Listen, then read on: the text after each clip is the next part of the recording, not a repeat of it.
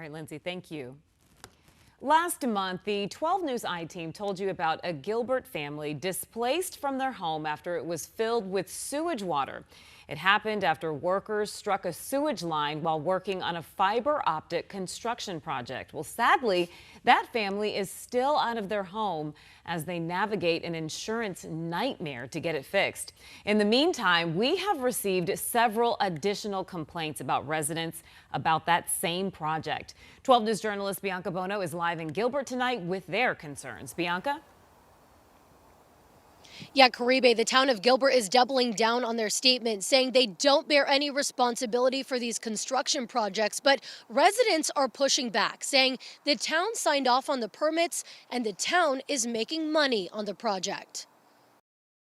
I kind of did a little trip right on this spot. Courtney Hampton showing the large crack across the driveway of her Gilbert home that she says wasn't there a month ago. Someone's got to be responsible. She said it happened during a construction project overseen by Gigapower and Tilson to install a fiber optic network for high-speed internet in the town. I just want someone to take accountability because it's multiple houses. Her neighborhood near Ray and Power Roads is the same neighborhood where Nicole Flood's home was flooded with wastewater after a sewage line was struck there. It was literally, we were in it. Another neighbor around the corner, it's the lack of respect. Also has a new crack across her driveway. They dug that hole, and I know this isn't half as bad as the neighbors that we've got, but still, it's not okay. Another neighbor's irrigation system was broken and shared this video with 12 News showing a construction crew sideswiping their car, only for the crews to inspect the damage, then leave without any communication. These problems not new to town leaders. My dispute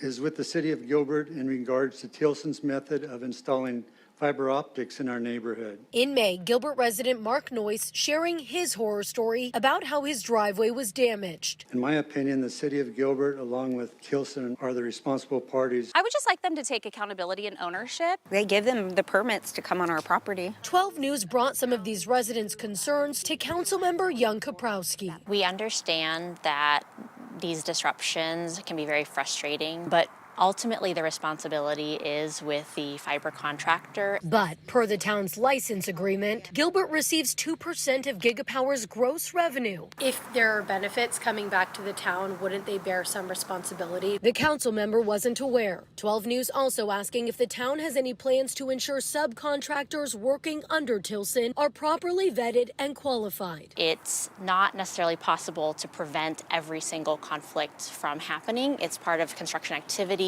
and we try to minimize that as much as possible. A Tilson spokesperson says they've cut ties with the subcontractor who hit this vehicle and claims they fixed the irrigation system at that home today. Bowler's family spotted Tilson crews at her home today after 12 News reached out to the company, and a spokesperson said they've scheduled the cracked panel for replacement. Months after Noyce spoke out, his driveway has now been repaired. As for Hampton, who also saw Tilson crews at her home this afternoon, Tilson says they determined the damage was not related to their construction. I work from home, so of course I welcome faster internet, but not at this expense.